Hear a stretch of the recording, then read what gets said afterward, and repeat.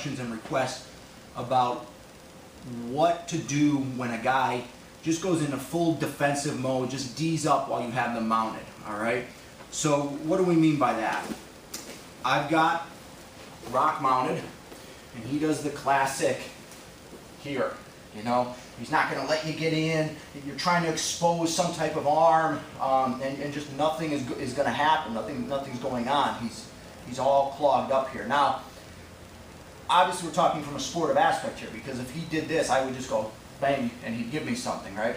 So we're simply talking inside the academy walls, or on the, you know, in the arena of competition. What do I have to do at this point? So for me, I test all of this. I take a couple of pop shots and see what's going on. Okay, nothing opens up.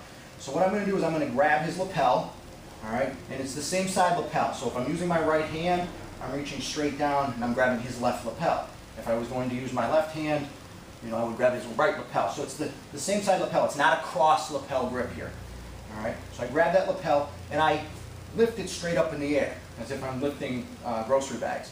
So I lift it straight up in the air. Now I knife down, and that's going to be able to let me find a cross grip in there, right? So if everything's tight here, and I lift this, he's connected to this unit. So as I do this, and now I can knife down in there, and look at how deep I go. I'm behind his head, all right? So I'm here, he's keeping all of this. I grab it, I lift it up like a grocery bag, and that gives me just enough to slide my hand right down his chest and get in there nice and deep, all right? Now he's already clamped and tight, so I don't mind this.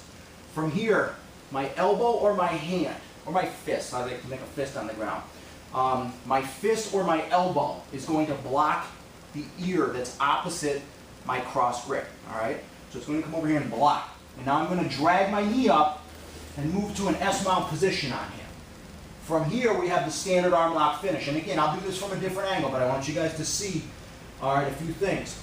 My rudder is out. So this isn't tucked under here, because if he explodes into me, I'm going to go flying. My rudder is out. My toes are active.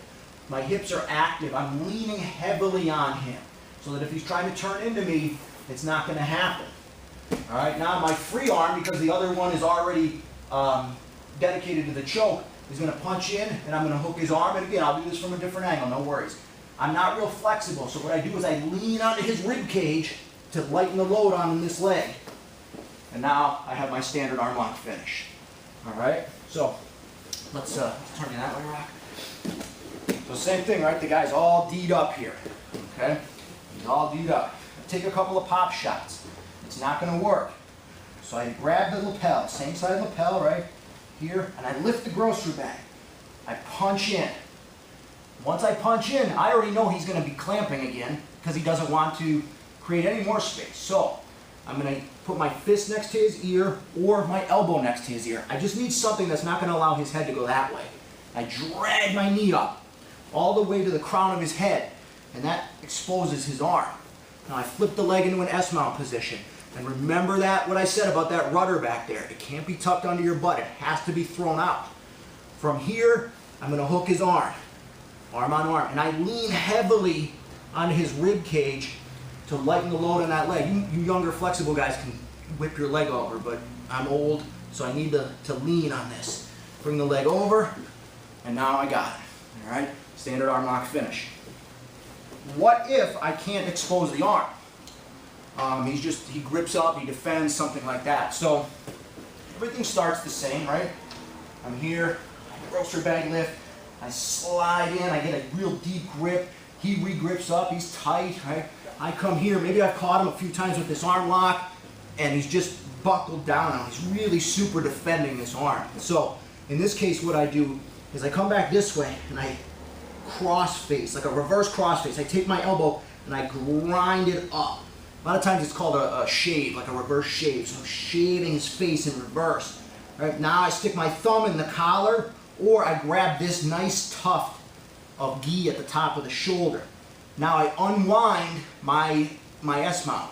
So I straighten my leg, it comes back, I straighten my head, and I go with the simple choke, right, leaning my head to the floor, boom, posting out. So we're here, right? We get all the way to here now. But he grips up, he's defending that arm, and I don't feel like I can get it.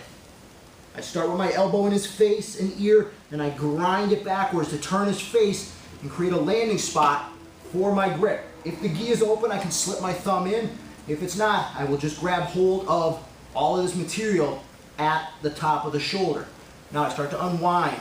Heel back, hips back, leaning forward for the simple choke.